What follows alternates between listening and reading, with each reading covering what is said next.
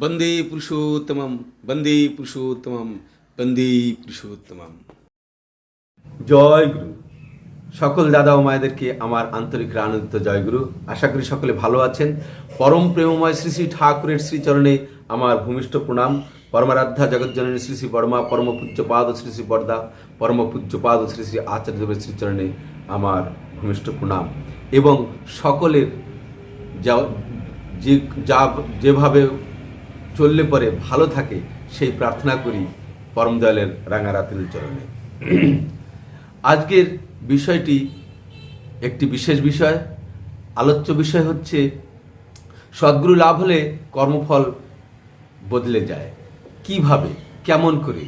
অনেকে তো আছে সদ্গুরু লাভ করেনি, এমনকি কোনো গুরুই ধরেনি, কিন্তু তারাও বেশ একটা আত্মসন্তুষ্টির সঙ্গে জীবন কাটাচ্ছে। আবার এমনও দেখা যায় সারা জীবন শুধু অপকর্মই করে চলেছে, আমরা দেখি যা। তারা তো ভালোই আছে, তাহলে এটা কেমন কথা? এই বিষয়ে আজকে এই ভিডিওটিতে আলোচনা হবে।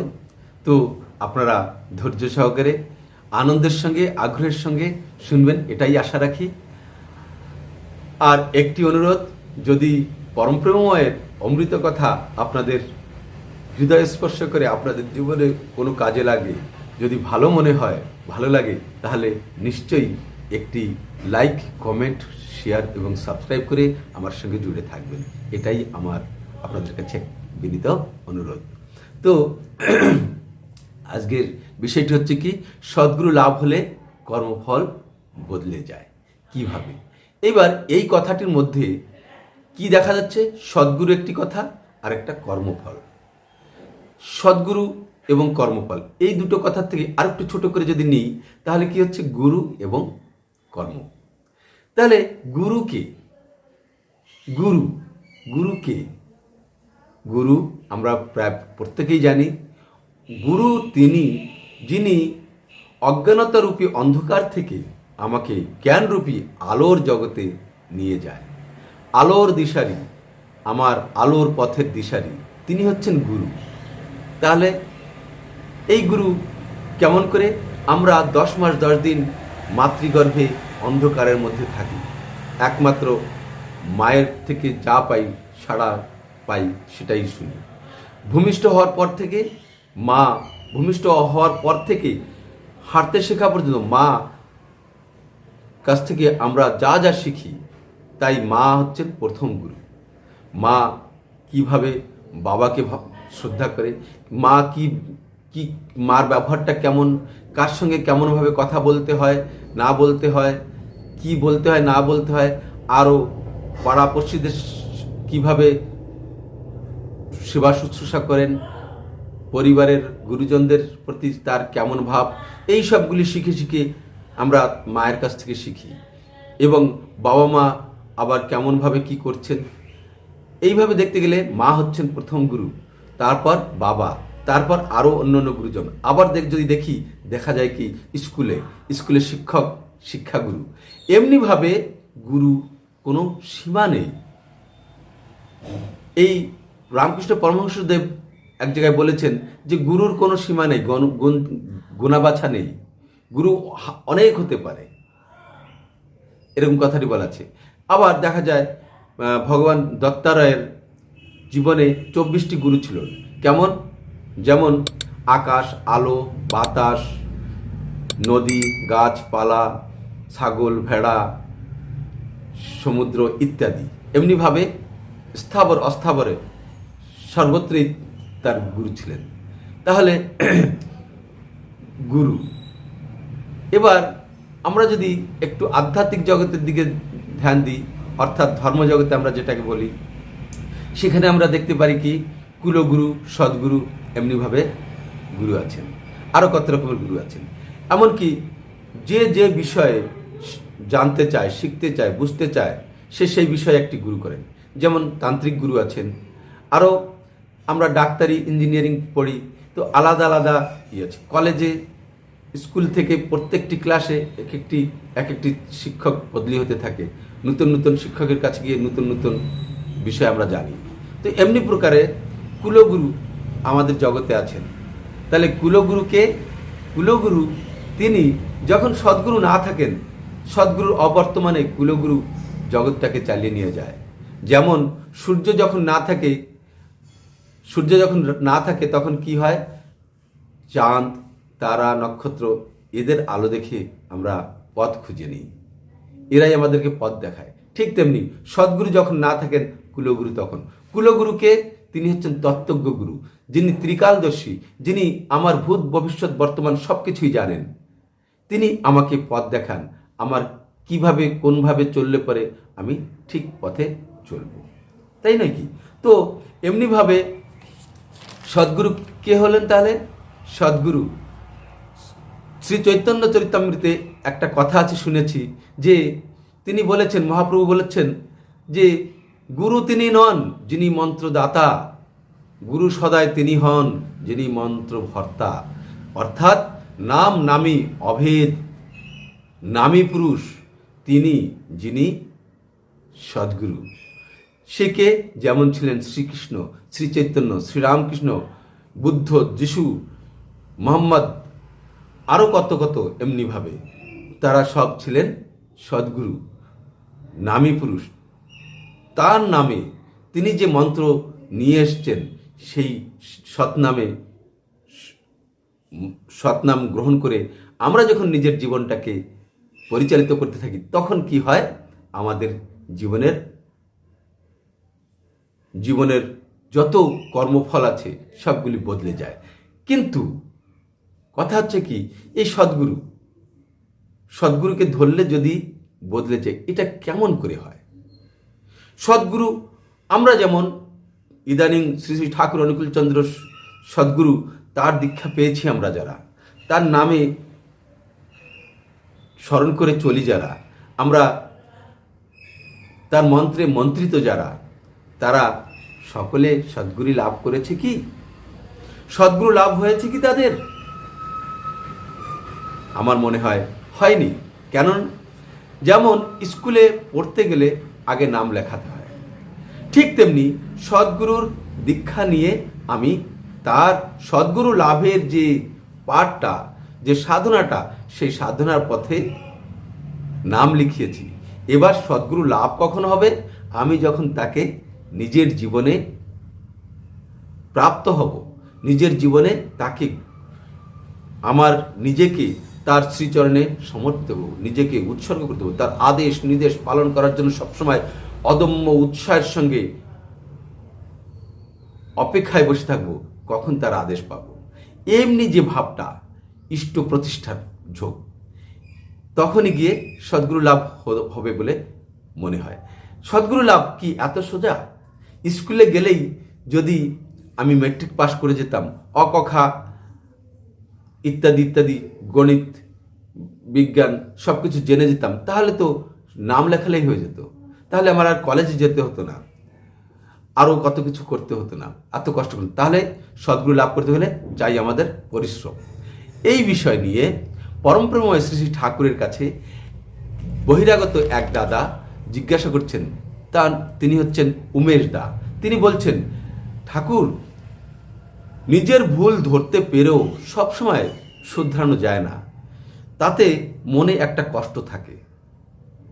ওর থেকে তো দেখি যারা দীক্ষিত নয়, অদীক্ষিত যারা, তারা বেশ ভালো আছে, মনে তাদের একটা সন্তুষ্টি ভাব আছে।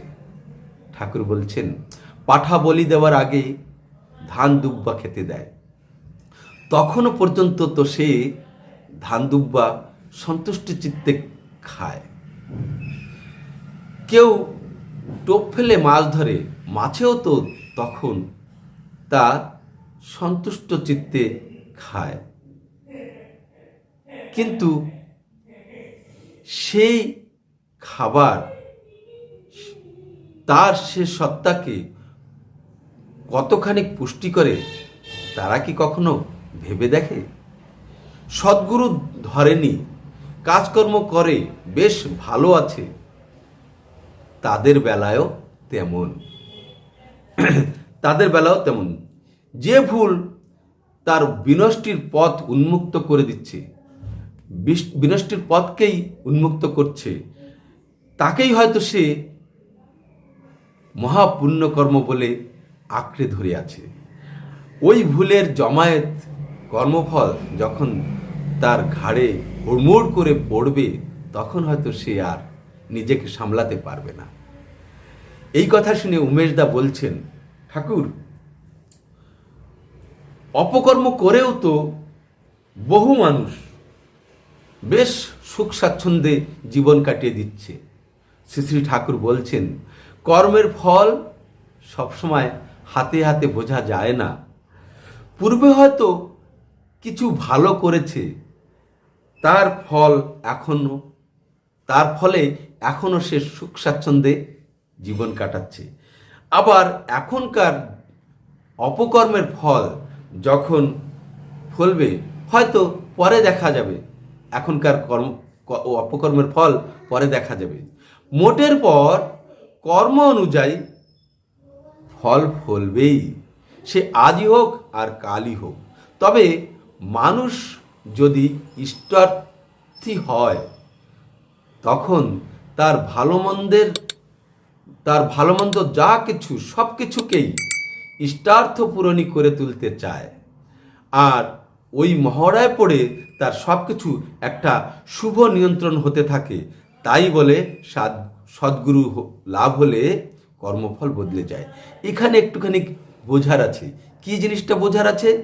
যে মানুষ যখন ইষ্টার্থী হয়, অর্থাৎ ইষ্ট স্বার্থই যার সব কিছু হয়, তখন তার মধ্যে থাকা ভালো মন্দ সব কিছুকেই ইষ্ট স্বার্থ পূরণ করার অর্থে কর্ম করে। আর ওইভাবে করতে ওই মহড়ায় একটা টার্নিং পয়েন্ট যখনই পড়ে যায়, তখন সব কিছু একটা শুভ মানে ভালোয় নিয়ন্ত্রিত হতে থাকে। যেমন হনুমান যা কিছু করতো সব কিছু ভালোই হতো, কারণ তিনি ইষ্টার্থ, তার যা কিছু ছিল জীবনের সব কিছু ইষ্টার্থ পূরণ করার জন্য করত।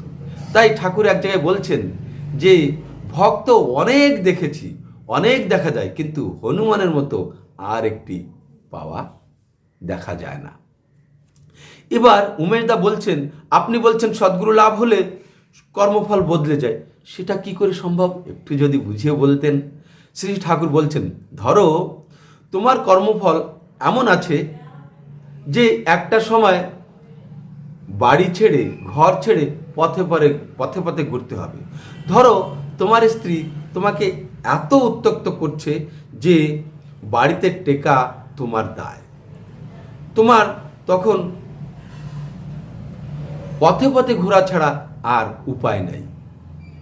তুমি হয়তো সদ্গুরু লাভ করেছ, যাজনশীল, তখন হয়তো তুমি বাড়ির এই অবস্থায় কিছুদিন আলগা থেকে কোনো এক ঋত্বিকের সঙ্গে যাজন কার্যে গায়ে গায়ে ঘুরে বেড়াতে লাগলে।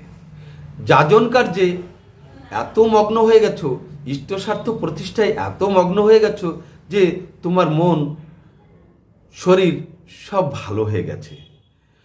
যে সময়টা তোমার দুঃখে কষ্টে কাটার কথা ছিল,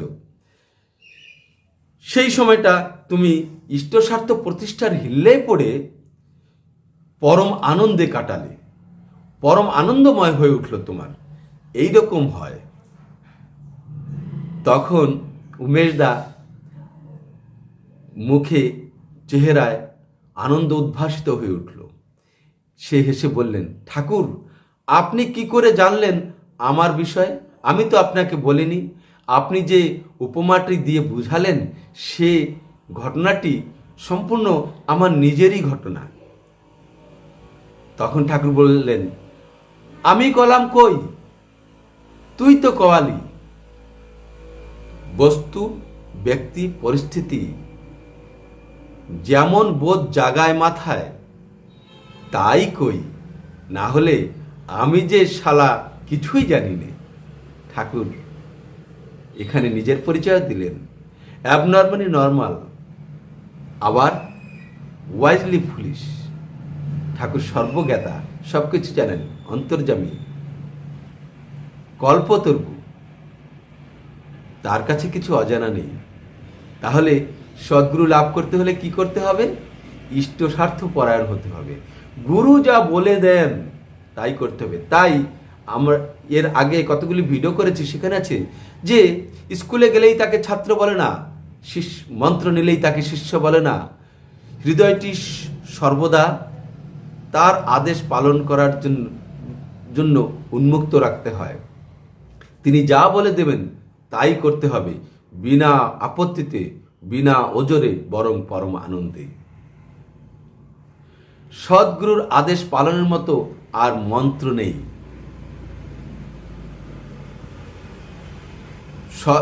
গুরুর আদেশ প্রাণপণে করতে হয়, তাহলে সব কিছু ফলীভূত হয়। তাহলে আমাদেরকে ইষ্ট ধান্দা নিয়ে যদি আমরা সবসময় চলি, তাহলে আমাদের ইষ্ট প্রতিষ্ঠা করে যদি চলি আমার জীবনে, আমার সংসারে, আমার পরিবারে, আমার পরিবেশে, তাই ডিপি ওয়ার্ক। পরম পূজ্যপাদ আচার্যদেবকে নিয়ে চললেই আমাদের সদ্গুরু লাভ হতে পারে। সদ্গুরু লাভ হওয়ার একমাত্রই পন্থা আচার্যকে অনুসরণ করে চলা। আচার্যই ঈশ্বর, তিনি আচার্যের মধ্যেই বর্তমান আছেন, তা নয় কি? তাহলে আসুন আমরা সদ্গুরু লাভের স্কুলে নাম তো লিখিয়েছি, এবার একটু পরিশ্রম করি, পাঠটা পড়ি, কষ্ট করি, হোমওয়ার্কটা করি, তাহলে আমরা নিশ্চিতভাবে পরীক্ষায় উত্তীর্ণ হতে পারবো এবং সদ্গুরু লাভ করতে পারবো। আমাদের কর্মফল যা কিছু আছে সব কিছু পরিবর্তিত হয়ে পুণ্যের দিকে এগিয়ে যাবে। ঠিক আছে, এই প্রার্থনা রাখি পরম প্রেমময় শ্রী শ্রী ঠাকুরের শ্রীচরণে সকলের যেন তার হয়ে ওঠেন, তাকেই প্রতিষ্ঠা করে চলেন। ঠিক আছে, জয় গুরু, বন্দে পুরুষোত্তম।